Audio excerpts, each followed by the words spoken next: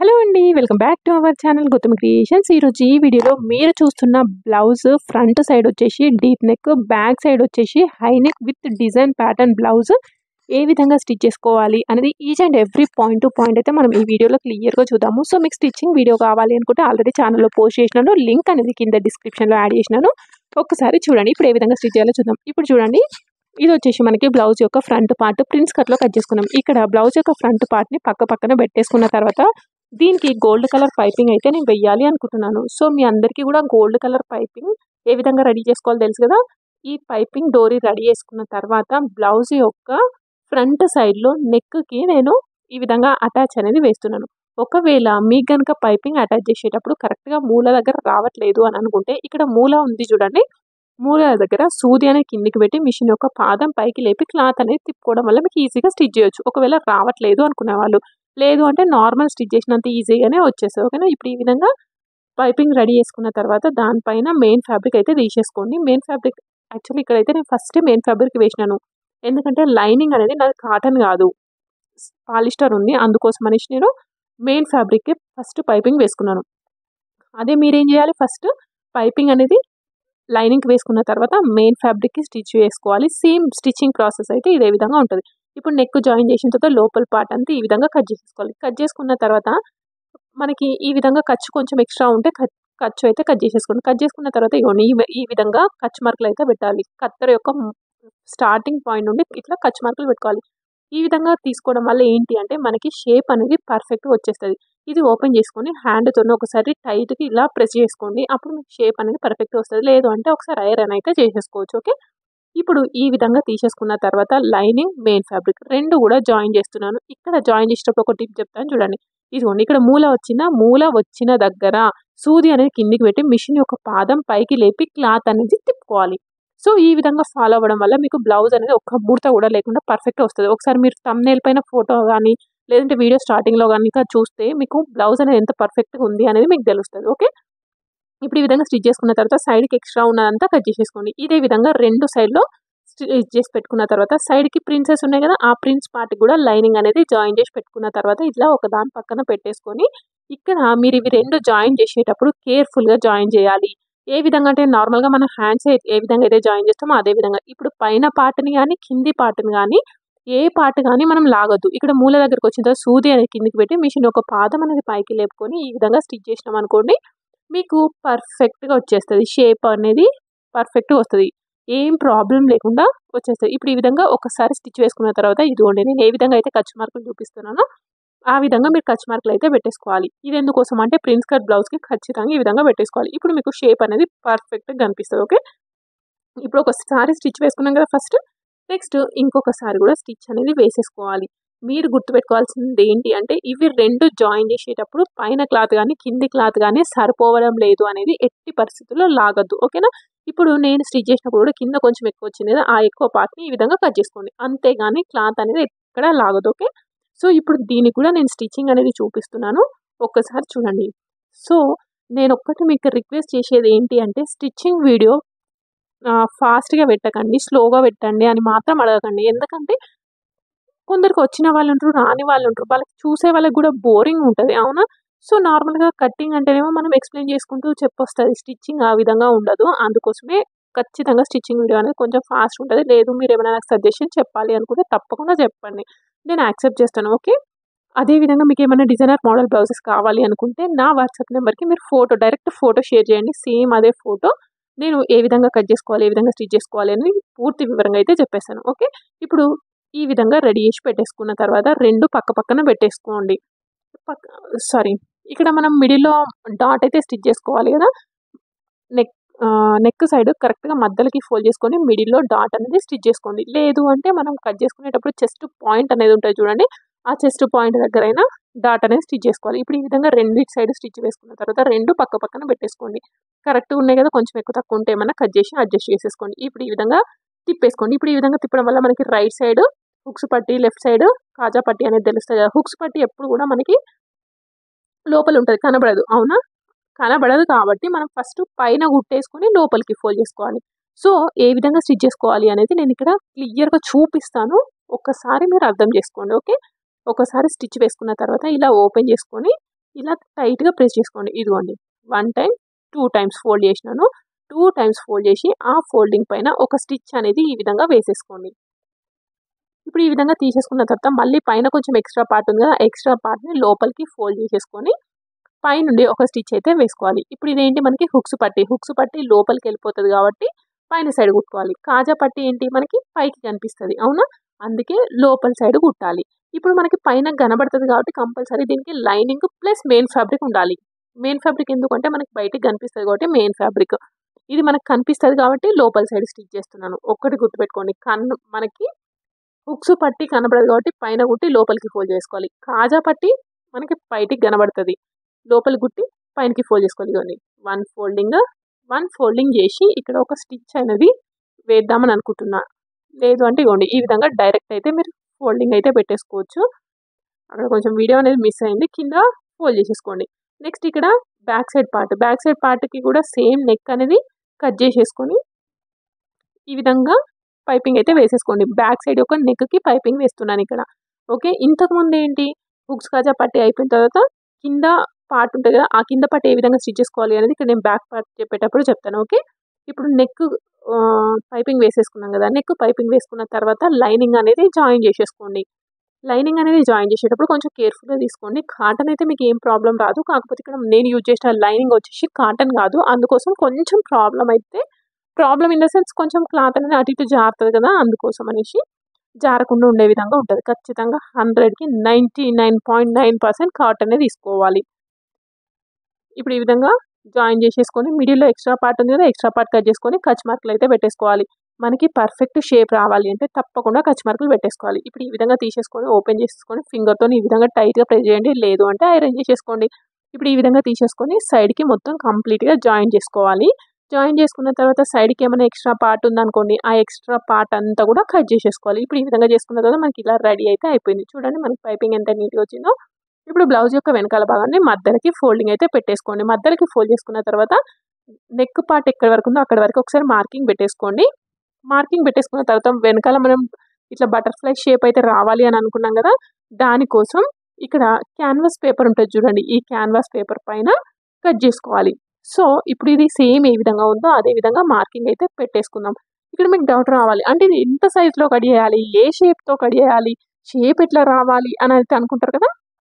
మన కట్టింగ్ వీడియోలో ఏ సైజ్తో కట్ చేయాలి, షేప్ కోసం ఏ విధంగా మార్కింగ్ పెట్టేసుకోవాలి అనేది ఈచ్ అండ్ ఎవ్రీథింగ్ అయితే నేను అక్కడ చెప్పినాను. కటింగ్ వీడియో లింక్ అనేది డిస్క్రిప్షన్లో యాడ్ చేస్తాను, చూడండి. ఇప్పుడు ఈ విధంగా తీసేసుకున్న తర్వాత సైడ్కి ఎక్స్ట్రా ఒక 1 ఇంచ్ కంటే కొంచెం తక్కువ తీసుకోండి, 3/4 ఇంచ్ తీసుకోండి. 1 ఇంచ్ తీసుకుని ఏం ప్రాబ్లం లేదు, 3/4 ఇంచ్ అలా తీసేసుకొని ఇదిగోండి ఈ విధంగా ఎక్స్ట్రా పార్ట్ అంతా కట్ చేసుకోండి. మనకు కావాల్సింది మిడిల్ది, కాకపోతే ఈ విధంగా కట్ చేసుకోండి, ఎందుకంటే స్టిచ్చింగ్ అనేది కంప్లీట్గా మనకి ఈజీగా అయిపోతుంది. ఇప్పుడు ఈ విధంగా తీసేసుకున్న తర్వాత మనకి 2 కావాలి కదా, రెండింటికి మీకు డిజైన్ కావాలి అనుకుంటే ఒక దానిపైన ఒకటి పెట్టి మార్కింగ్ అయినా పెట్టుకోండి. లేదు అనుకుంటే ఇంతకుముందు మనం కట్ చేసుకున్నది ఉంది కదా, సేమ్ అదే విధంగా పెట్టేసుకొని సేమ్ మార్కింగ్ అయితే పెట్టేసుకోండి. సో ఇప్పుడు ఈ విధంగా తీసేసుకున్న తర్వాత లైనింగ్ 2 తీసేసుకొని ఒక దానిపైన ఒకటి పెట్టేసుకొని ఐరన్ చేసుకుంటే మనకి అటాచ్ అయితే అయిపోతాయి. చూడండి గట్టిగా అటాచ్ అయిపోతుంది. ఈ విధంగా అటాచ్ చేసుకున్న తర్వాత సైడ్కి ఎక్స్ట్రా ఉందనుకోండి 1/2 ఇంచ్ డిఫరెన్స్తో ఉంచేసుకొని మిగతా అంతా కూడా కట్ చేసేసుకోండి. తీసేసుకున్న తర్వాత ఇదిగోండి నేను ఏ విధంగా అయితే చూపిస్తున్నానో ఆ విధంగా కచ్ మార్కులు పెట్టుకోవాలి. కచ్ మార్కులు పెట్టుకోవడం వల్ల యూజ్ ఏంటి అంటే క్లాత్ అనేది లోపలికి ఫోల్డ్ చేసుకున్నప్పుడు నీట్గా అయితే ఉంటుంది. చూడండి ఇప్పుడు కార్నర్ అంతా కూడా ఈ విధంగా కట్ చేసుకొని రెడీ చేసి పెట్టేసుకోవాలి. ఇదిగోండి ఇప్పుడు ఎంత నీట్గా అయితే కనిపిస్తుందో. ఇప్పుడు ఈ విధంగా తీసేసుకున్న తర్వాత బ్లౌజ్ యొక్క వెనకాల భాగంని మధ్యలోకి ఫోల్డ్ చేసుకున్నాం కదా, ఇదిగోండి ఈ ప్లేస్లో 2 పక్కన అయితే పెట్టేసుకోవాలి. కింద పెన్ను మార్కింగ్ కనబడుతుంది చూడండి, అది ఈ నెక్ లైన్కి కరెక్ట్గా సరిపోయేటట్టుగా తీసేసుకోండి. 2 కూడా కరెక్ట్గా తీసేసుకోండి. ఒకటి ఎక్కువ ఒకటి పైకి ఒకటి కిందికి తీసుకున్నారు అనుకోండి చండాలంగా ఉంటుంది అవునా.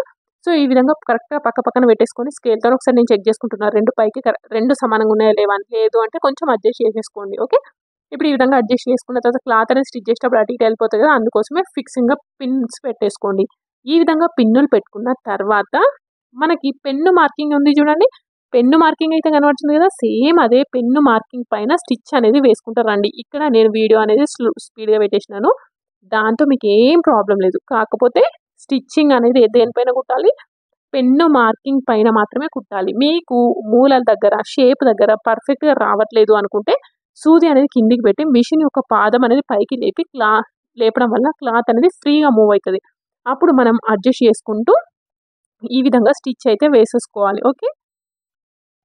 చూడండి ఇప్పుడు ఇలా ఒక్కసారి అయితే స్టిచ్ అంతా వేసేసుకోండి. ఒక సైడ్ స్టిచ్ వేసుకున్నాం కదా, సేమ్ అదే ప్రాసెస్‌తోని ఇంకొక సైడ్ కూడా స్టిచ్ అనేది వేసేసుకోవాలి. ఓకే. సో, ఈ వీడియో గనుక తప్పకుండా నచ్చితే తప్పకుండా నాకు కామెంట్ చేయండి. మీకు నచ్చిందా? ఎలా ఉందనేది కామెంట్ చేయండి. అదే విధంగా మీరు కంపల్సరీ లైక్ చేయడం మాత్రం మర్చిపోవద్దు. ఎందుకంటే మీరు చేసే లైక్ వల్ల నేను 100% కష్టపడి ఏ విధంగా అయితే వీడియో పోస్ట్ చేసినానో, మీరు చేసే ఒక్క లైక్‌తోని ఒక 20% వీడియోకి యూజ్ అయితది. ఎందుకోసం అంటే మీరు ఒక లైక్ చేసిండ్రనుకోండి, యూట్యూబ్ అనేది ఇంకొక 20 మెంబర్స్‌కి రికమెండ్ చేస్తది. సో, మీరు కష్టపడి కుట్టినా, కుట్టకపోయినా కూడా మీకు నచ్చింది కాబట్టి మీరు షేర్ చేయడం వల్ల కొత్త వాళ్ళు కూడా నేర్చుకునే ఛాన్స్ అయితే ఉంటది. ఓకే. సో, ఇప్పుడు ఈ విధంగా రెడీ చేసి అయితే పెట్టేసుకున్నాం కదా! ఈ విధంగా రెడీ చేసి పెట్టుకున్న తర్వాత పోగులనేవి బయటకి ఎక్కువ కనబడుతున్నాయి. అందుకే ఒకసారి కట్ చేసేసినాను. ఈ విధంగా పిన్స్ తీసేసుకొని మిడిల్‌లో పార్ట్ అంతా మనకు అవసరం లేదు కదా! చూడండి ఈ మిడిల్‌లో ఉన్న పార్ట్ అంతా కూడా పావించు డిఫరెన్స్ సైడ్‌కి ఉంచేసుకొని మిగతాదంతా కూడా ఈ విధంగా కట్ చేసేసుకోండి. 2 సైడ్‌ల కూడా సేమ్ అదే విధంగా అయితే కట్ చేసేసుకోవాలి. ఓకే. ఇప్పుడు ఈ విధంగా కట్ చేసుకొని ఫోల్డ్ చేయండి. ఫోల్డింగ్ అనేది రాదు. అప్పుడు ఏం చేయాలి? ఇప్పుడు ఈ మూలలు ఉన్నాయి కదా! ఈ మూలల దగ్గర నేను ఏ విధంగా అయితే చూపిస్తున్నానో అదే విధంగా మొత్తం రౌండ్‌కి కచ్ మార్కులు పెట్టుకోవాలి. కొంచెం దగ్గరకి తీసేసుకోండి. ఎందుకంటే షేప్స్ ఉన్నాయి కదా! అందుకోసం. ఇప్పుడు ఈ విధంగా తీసుకుంటే మీకు షేప్ అనేది పర్ఫెక్ట్‌గా నీట్‌గా అయితే వచ్చేస్తది. ఫోల్డింగ్ అయితది. ఇంతకుముందు అయితే ఫోల్డ్ కాదు. ఇప్పుడు అయితది. సో, 2 దిక్కులు కూడా అదే విధంగా తీసేసుకొని మూలల దగ్గర రాలేదనుకోండి, ఇట్లా పెన్ గాని మీ దగ్గర ఏదైతే ఎక్విప్‌మెంట్ ఉందో దాంతోనైతే ఇట్లా కొంచెం ప్రెస్ చేయండి. అప్పుడు లోపల ఉన్న షేప్ అనేది పర్ఫెక్ట్‌గా వస్తది. ఈ విధంగా తీసేసుకొని ఫింగర్‌తోని కొంచెం టైట్‌గా ఈ విధంగా అనుకుంటూ రండి. ఒకసారి ఐరన్ కూడా చేసేసుకోండి. నెక్స్ట్ దీనికి నెట్ క్లాత్ కావాలి కదా! ఇది ఎంత సైజ్ ఉందో అంత సైజ్ పేపర్ అయితే కట్ చేసేసుకోండి. కొంచెం సైడ్‌కి ఎక్స్ట్రా ఉంటే ఉండాలి. ఇప్పుడు ఈ విధంగా తీసేసుకున్న తర్వాత దీనికోసం నేను ఒక నెట్ ఫ్యాబ్రిక్ తీసుకున్నాను. ఈ విధంగా తీసుకుంటే లైన్స్ అనేవి అడ్డం వస్తున్నాయి. అందుకే కొంచెం క్లాత్ అనేది వేస్ట్ అయినా కూడా ఈ విధంగా తీసేసుకున్నాను. ఎందుకంటే పొడుగు లైన్స్ అయితే మంచిగుంటది కదా! అందుకోసం ఈ విధంగా తీసేసుకున్నాను. ఈ విధంగా తీసేసుకొని పేపర్ పైన నెట్ క్లాత్ ఒక స్టిచ్ అయితే వేసుకుందాం. ఎందుకు పేపర్ పైన ఎందుకు అనంటే నెట్ ఫ్యాబ్రిక్ అనేసరికి ఎట్లుంటది మనకి ముడతలు వచ్చే ఛాన్స్ ఉంటాయి కదా! ఆ విధంగా ముడతలు రావద్దు అని అనుకుంటే ఇలా ఒక స్టిచ్ అయితే వేసేసుకున్నాం. సారీ. ఇప్పుడు ఈ విధంగా తీసేసుకొని కరెక్ట్‌గా ఇట్లా పైన పెట్టేసుకోండి. పెట్టేసుకున్నప్పుడు కింద అన్ని సైడ్‌లో కరెక్ట్‌గా సరిపోతుందా? సరిపోవట్లేదా? ఒకసారి చెక్ చేసుకోండి. సరిపోతుంది అని అనుకున్నప్పుడు ఏంటి అంటే సేమ్ దాని పైనుండి ఒక స్టిచ్ అయితే వేసేసుకుంటూ రండి. ఇదిగోండి. కార్నర్‌లో స్టిచ్ అయితే వేసేసుకోండి. ఎందుకంటే కొంచెం దూరం అయితే కూడా మంచిగా కనబడదు. కార్నర్‌లో ఒక స్టిచ్ అనేది వేసేసుకోండి. లేదు నాకిక్కడ స్టిచ్ కూడా ఉండొద్దు అని అనుకున్న వాళ్ళు ఏంటి అనంటే మన దగ్గర ఏదైనా గమ్ స్టిక్ ఉంటాయి చూడండి. ఆ గమ్ స్టిక్‌తోని దాన్ని అటాచ్ అయితే చేసేసుకోవచ్చు. ఏం ప్రాబ్లమ్ ఉండదు. మీకు ఊడిపోవడం అట్లా ఏమి ఉండదు. ఎందుకంటే లోపల సైడ్ మనం మళ్ళీ అది టైట్‌గా ఉండడానికి హెమ్మింగ్ అయితే చేస్తాం కదా! అందుకోసం. అది కూడా ఏ విధంగా చేయాలి అనేది నేను ఈ వీడియోలోనే చూపిస్తాను. చూడండి ఒకసారి. సో, ఈ వీడియో నచ్చిన వాళ్ళు మాత్రం తప్పకుండా లైక్ చేయడం మాత్రం మర్చిపోవద్దు. Okay friends.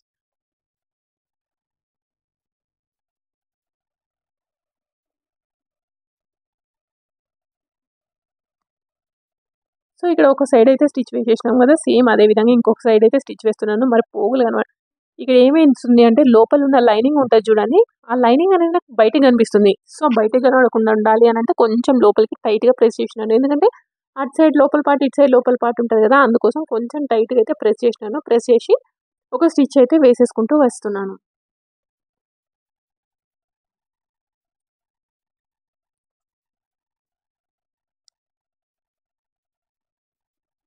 సో, మీకేమైనా ఏంటి అంటే మీకేమైనా మోడల్ బ్లౌజెస్ కావాలి అని అనుకున్నా నాకు వాట్సాప్ నెంబర్‌కి ఫోటో షేర్ చేయమన్నాను కదా! నా వాట్సాప్ నెంబర్ వచ్చేసి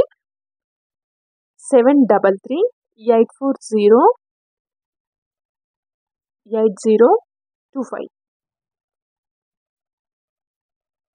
సో, ఇప్పుడు ఈ విధంగా స్టిచ్ అయితే వేసేసుకున్నాం కదా! స్టిచ్ వేసేసుకున్న తర్వాత ఇక్కడ మనకి పేపర్ అయితే అవసరం లేదు కదా! వాష్ చేస్తే మొత్తం ముద్ద ముద్ద అయిపోతది. సో, అందుకోసమే ఇక్కడ ఉన్న పేపర్ అంతా కూడా ఈ విధంగా తీసేసుకోండి. ఇప్పుడు ఈ విధంగా తీసేసుకున్న తర్వాత ఇక్కడ గోల్డ్ కలర్ అంటే ఇక్కడ నెట్టెడ్ ఫ్యాబ్రిక్ ఎక్కువ ఉంది కదా! ఈ నెట్టెడ్ ఫ్యాబ్రిక్ వచ్చేసి ఈ విధంగా కట్ చేసేసుకోండి. ఈ విధంగా కట్ చేయడం వల్ల ఏంటి అంటే దీన్ని మనము హెమ్మింగ్ చేసుకోవడానికి ఈజీ ఉంటది. ఇదిగోండి ఈ విధంగా ఫోల్డ్ చేసి హెమ్మింగ్ చేసేసుకున్నాం అనుకోండి నీట్‌గా ఉంటది. ఈ విధంగా నీట్‌గా ఉంటది. అదే అతుకు పెట్టుకొని స్టిచ్చు తీసేసినా కూడా నీట్‌గానే ఉంటది. ఓకేనా? సో ఇక్కడ మొత్తం ఈ విధంగా స్టిచ్ అయితే వేసేసుకోండి. ఈ విధంగా స్టిచ్ వేసుకున్న తర్వాత కింద మనం డాట్స్ అయితే స్టిచ్ చేసుకోవాలి కదా. డిజైనర్ బ్లౌజ్ అయినా ఏ బ్లౌజ్ అయినా డాట్స్ స్టిచ్ చేసుకోవడం మాత్రం మర్చిపోవద్దు. ఈ విధంగా డాట్స్ అయితే స్టిచ్ వేసేసుకోవాలి రెండు సైడ్లో. ఈ విధంగా డాట్స్ స్టిచ్ వేసుకున్న తర్వాత కింది సైడ్ వచ్చేసి మనము పైపింగ్ అయితే వేసేసుకున్నాం. ఎందుకంటే ఇంత బ్లౌజ్కి పైపింగ్ వేసుకుంటే నీట్గా ఉంటుంది కదా, అందుకోసం ఈ విధంగా పైపింగ్ అయితే వేస్తున్నాను నేను. సో సేమ్ ఫ్రంట్ సైడ్లో కూడా, ఫ్రంట్ సైడ్లో ఒక నేను వీడియో అనేది కొంచెం స్కిప్ అయిందని చెప్పినాను కదా, సేమ్ ఇదే విధంగా తీసేసుకోండి. ఇప్పుడు ఈ విధంగా ఫోల్డ్ చేసేసుకొని ఒక స్టిచ్ అయితే వేసేసుకుంటూ రండి. స్టిచ్ వేసేసుకొని లోపలికి ఫోల్డ్ చేసుకోండి. ఇవ్వండి బటన్స్ పెడితే ఎట్లుంది, ఈ విధంగా ఉంది. నెక్స్ట్ బ్లౌజ్ యొక్క వెనకాల భాగం ఫ్రంట్ పార్ట్ రెండు రెడీ అయిపోయినాయి కదా. ఈ రెండింటిని కూడా కలిపేసుకొని షోల్డర్ దగ్గర స్టిచ్ వేసేసుకోండి. షోల్డర్ దగ్గర స్టిచ్ వేసుకున్న తర్వాత మీరు ఏ హ్యాండ్స్ అంటే ఆ హ్యాండ్స్ అయితే స్టిచ్ చేసుకోవాలి. నేనైతే ఇక్కడ ఏంటి అంటే అంబ్రిల్లా హ్యాండ్స్, అది కూడా ఫుల్ సర్కిల్ కాదు, హాఫ్ సర్కిల్ అంబ్రిల్లా స్లీవ్స్ అయితే కట్ చేసి స్టిచ్ చేసినాను. ఇక్కడ చూడండి హెమ్మింగ్ కూడా వేస్తే ఎంత నీట్గా వచ్చిందో. ఇప్పుడు ఈ విధంగా తీసేసుకున్న తర్వాత బ్లౌజ్ యొక్క వెనకాల భాగంని కరెక్ట్గా మధ్యలోకి ఫోల్డ్ చేసేసుకోండి. నెక్స్ట్ ఇది వచ్చేసి హుక్స్ పట్టి ఉంటుంది కదా, ఈ హుక్స్ పట్టి స్టార్టింగ్ దగ్గర నుండి ఇంతకుముందు మార్కింగ్ చేసుకున్న దగ్గరికి ఇలా పట్టేసుకోండి. చెప్పడానికి రావట్లేదు, ఒక్కసారి చూడండి. ఇలా పట్టేసుకొని లాస్ట్కి అయితే ఒక స్టిచ్ అనేది వేసేసుకుంటూ రండి. ఇక్కడ హ్యాండ్స్ చూపించట్లేదు కదా అని అంటే, హ్యాండ్స్ వీడియో వచ్చేసి నేను సెపరేట్గా పోస్ట్ చేసినాను. ఎందుకంటే ఇప్పటికే ఆల్రెడీ ఒక 20 మినిట్ వీడియో అయిపోయింది. సేమ్ కట్టింగ్లో కూడా అదే ప్రాబ్లం ఉంది. అందుకోసమే కట్టింగ్ అండ్ స్టిచ్చింగ్ ఒకటే దానిలో పోస్ట్ చేసినాను. ఒక్కసారి లింక్ కూడా నేను యాడ్ చేస్తాను. ఓకే, అవసరం ఉన్న వాళ్ళు చెక్ చేసేసుకోండి. హాఫ్ అంటే అంబ్రిల్లా స్లీవ్స్. నెక్స్ట్ ఇటు సైడ్ వెనకాల పార్ట్ ఇంకొకటి ఉంది కదా, ఇదేంటి కాజా పట్టి. కాజా పట్టీకి అయితే కాజా స్టిచ్ చేస్తాను చూడండి, అక్కడ నుండి స్టార్ట్ కావాలి. అదిగోండి ఈ విధంగా పట్టేసుకొని కార్నర్లో ఒక స్టిచ్ అయితే వేసేసుకోండి. కార్నర్లో స్టిచ్ వేసుకొని తర్వాత సైడ్ ఫిట్టింగ్ చేసేసుకుంటే సరిపోతుంది.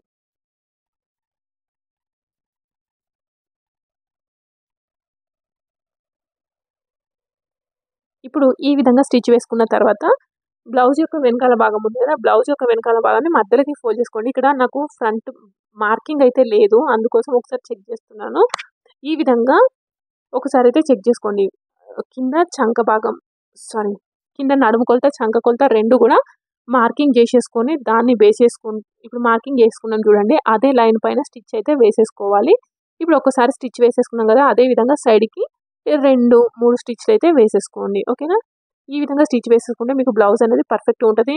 నేనైతే చెప్పాల్సింది అయితే ఏం లేదు, ఎందుకంటే మీరు ఆల్రెడీ అవుట్ఫిట్ ఏ విధంగా ఉంది అనేది అయితే చూస్తున్నారు. అవునా, ఎక్కడ కూడా నేను మిస్ చేసి కానీ మీకు చెప్పకుండా అయితే ఏమీ లేదు. నార్మల్గా అన్ని చెప్పిన ఒక స్టిచ్ వేసేసుకున్న తర్వాత ఇదిగోండి ఈ విధంగా పావించి డిఫరెన్స్తో ఇంకొక 2-3 స్టిచ్లు అయితే వేసేసుకోండి, మీకు పర్ఫెక్ట్గా ఉంటుంది.